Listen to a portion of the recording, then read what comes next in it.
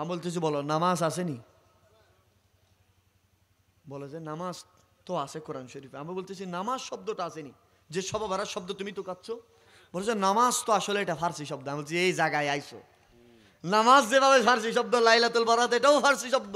লাইলাতুল বারাত কোরআনে এসেছে, নামাজ কোরআনে এসেছে, লাইলাতুল কদর কোরআনে এসেছে, রোজা কোরআনে এসেছে, ঠিক একইভাবে নামাজ কোরআনে এসেছে সালাত হিসাবে, ঠিক কিনা বলেন?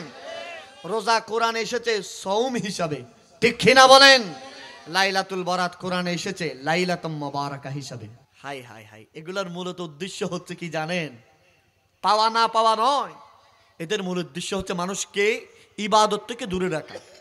ঠিক একইভাবে যে কাজ করেছিল আবুল আহাব, কে করেছিল? আবুল আহাব, আবু জাহাল, উতবা, সাইবা, ওয়ালিদ বিন মুগিরা এই কাজগুলো করেছিল।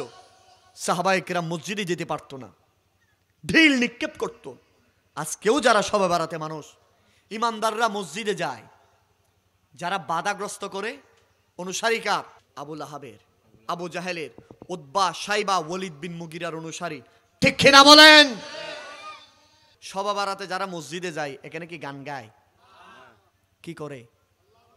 শ্রেষ্ঠ ইবাদত, আল্লাহকে সিজদা দেয়। তো যার ভিতরে বিন্দু পরিমাণ ঈমান থাকবে, সেটা জীবনে কখনো মানুষকে মসজিদে না যাওয়ার জন্য বারণ করতে পারবে না।